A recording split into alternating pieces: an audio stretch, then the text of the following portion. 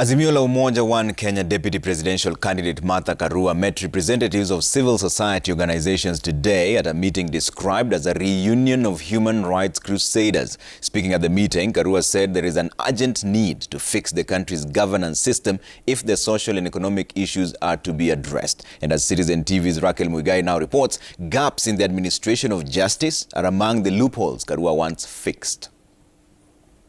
It was another homecoming of sorts for the Azimio la Umoja One Kenya Deputy Presidential nominee Martha Karua as she engaged with representatives of civil society organizations early on Friday. Karua's human rights and political reforms struggle background, finding home before a gathering of like minds. There are those who saw me as too much of an activist. An activist is not a bad word, but in Kenya, it's made to look dirty. An activist is an engaged and active citizen, because I realize those little or great things we did together are what kept me alive and engaged, and therefore capable of being thought of and considered for the position I hold today. The civil society representatives from Angaza Movement and Okoa Uchumi had convened a meeting with Martha Karua as a means to establish a working relationship that will deliver electoral justice and accountable governance. It is important that the process of elections is credible and it is predictable. And right now, we have had one story today and another story tomorrow. And I think every single citizen must start demanding that we have clarity on what it is we are going to use on August 9th. The problem with public debt as is right now is not necessarily a technical problem. It is a governance problem.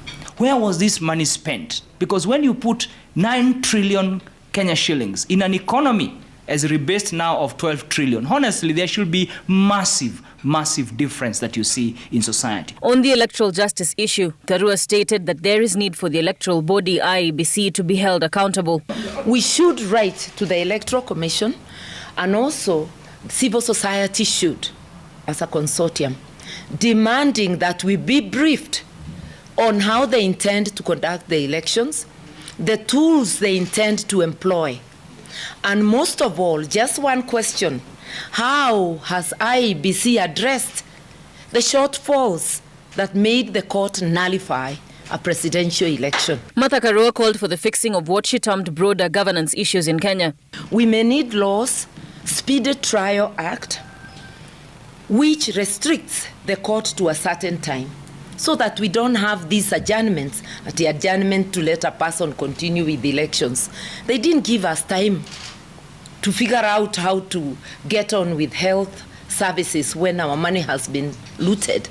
They didn't give us time to know how we can have food when there is no money to help citizens when they are in need. So we may need to tweak certain little things. Professor Makau Mutua and John Githongo, who accompanied Raila Odinga's running mate, roundly endorsed the Raila-Karua ticket as the most formidable ever and just the solution that the country needs. The ticket that on top of which she sits with the Right Honorable Raila Odinga is a ticket that is historic, it's a ticket that is inspired, and it's a ticket that has not been seen in this country, and quite frankly, in the region. Now, Kenyans are beginning to see through even our own leaders, that we can tell this one is cheating us, but this one we trust. And so you carry a load, Mheshimiwa, because people believe you, and that's very important. Martha Karua's public life began in the trenches of pro-reform crusaders pushing for the introduction of multi-party democracy, a struggle commonly referred to as the Second Liberation. It is in this background that continues to connect Karua to the civil society as she pursues an issue-driven campaign with promises of a value-based governance if the Azimio ticket is elected. Raquel Muigai, Citizen TV, Nairobi.